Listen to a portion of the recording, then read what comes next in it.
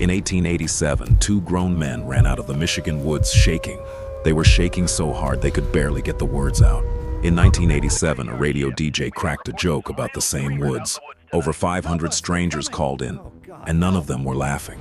And right now, people are still reporting the same thing out there. The same woods, the same description, 100 years apart. Nobody planned this. Nobody coordinated it. That's what makes it so hard to ignore. Deep in Wexford County, two lumberjacks stumbled back into town looking wrecked. They said something was standing upright at the tree line watching them. Tall, built like a man, but with the head of a dog. Dark fur, broad shoulders, eyes that were clearly looking at them. Not through them, at them. Like it was actually thinking something through. It didn't charge. It didn't run. It just stood there and stared, like it had already made up its mind about the whole situation. That account got buried in the margins of Michigan's forgotten history. Most people tried to laugh it off and move on, but the people who actually worked those woods, they didn't forget. Hunters, truckers, same height, loggers, same two the legs, whispers and the kept same coming stare. up over the years. The Dogman always the silhouette same height, unchanging through always time. on two legs, Glowing red always eyes, that same constant. locked stare. It was the None of these Dogman, I people saw knew it. each other or lived in the same towns, and yet the description Eyes, coming out of their they were mouths never glowing changed. Red. Now fast forward to 1987, and this is where it gets genuinely wild. A DJ named Steve Cook was working at a station in Traverse City. He decided to write a funny song for April Fool's Day. He called it The Legend, goofy, jokey, made up stuff from local myths. His words, he just wanted to completely entertain the audience. That was it. He played it once on air. He expected laughs, maybe a few eye rolls. Then the phone started ringing, and it did not stop. But these callers weren't calling to say, "Ha, good one, funny stuff." They were nervous, quiet. Some of them sounded like they were shaking. One woman hadn't told a single person what she saw, not ever. Not her husband, not her kids. She'd held it for over 20 years. Hearing it described out loud, even as a joke, cracked something open. And she was absolutely not the only one calling in that night. Caller after caller described the same creature in the exact same way. Same height, same backward bending legs, same eyes, different towns. Zero connection. Steve Cook had written that song as total fiction. He knew it was made up. But what came back through that phone line was not fiction at all. He'd given a name to something people had been carrying alone in silence. Just naming it out loud was enough to break the whole dam open. Letters poured in after that. More calls. More accounts told in low voices. Stories from people who clearly wished they had never seen it. It was terrifying. So, what exactly are all these people describing across 100 years of sightings? Because the details are almost identical every single time. That part is hard to explain. 6 to 7 feet tall, broad shoulders, narrow waist, matted dark fur, not fluffy, not clean, matted like something that lives hard outdoors. The limbs are wrong too long, jointed like an animal's, not a human's, but it stands upright without any effort, like that's just completely normal for it. The legs bend backward the way a dog's do. The feet are broad and clawed, and yet it moves with this unsettling, almost graceful control, terrifying to watch. The head is pure predator, long narrow snout, triangular ears that never stop moving, and then the eyes, glowing yellow, deep amber, set forward like a hunter's. Every witness says the same thing about those eyes. You cannot forget them. The second they lock onto yours, the urge to run just dies, because something in your body already understands running is the wrong move here. Witnesses describe a full nervous system shut down. Not panic, something older than panic.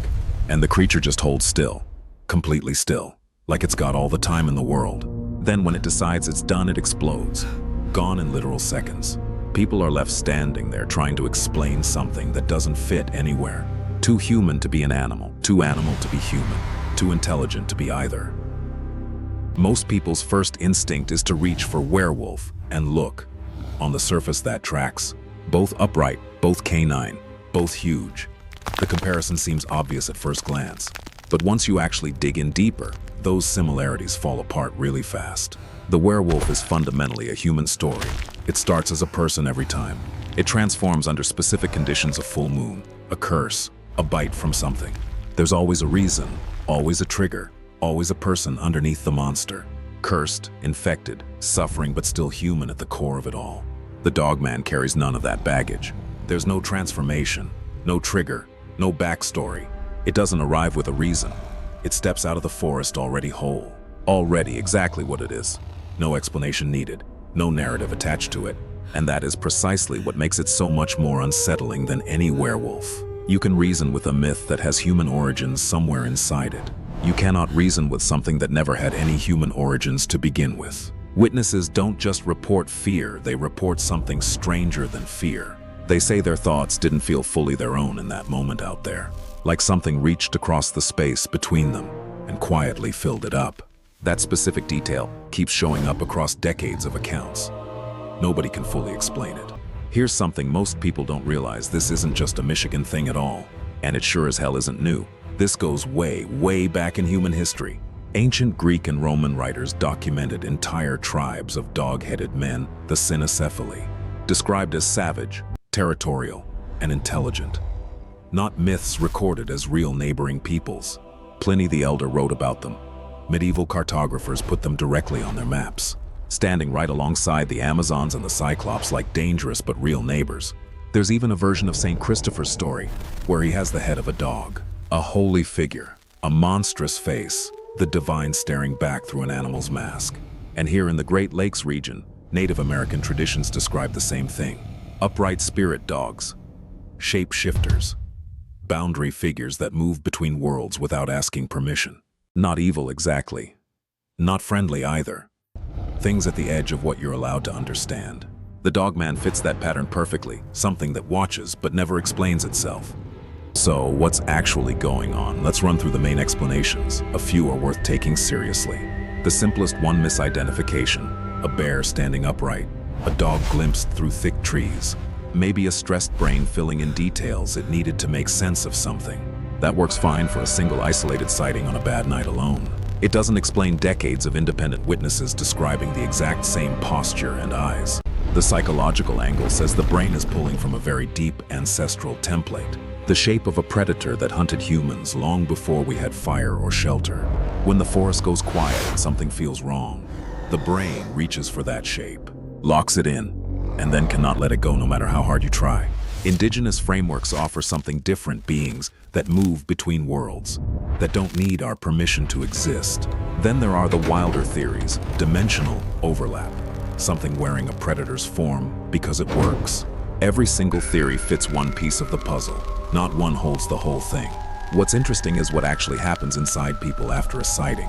And this part is documented. I'm telling you exactly what happened. The brain tries to rationalize, came down slow, tries to file it away as a weird animal, orange. a bad moment. I still see it but the when I image close doesn't my fade. eyes. The stillness, the stare, the feeling of being chosen. It just loops. And here's the real kicker: you don't even need to see it. You just need to hear someone tell it plainly, someone who clearly isn't dramatic, someone who tells it quietly, like they wish more than anything they'd never seen it. That's when the fear transfers. That's exactly how modern folklore actually spreads through people. Not through campfire theatrics, through people who are just quietly, permanently not okay. Most monsters die in the daylight. You expose them, explain them, and they shrink away. The Dogman doesn't work that way. It spreads in the quiet between someone's words. It doesn't need you to believe in it. It just needs one moment you can't explain.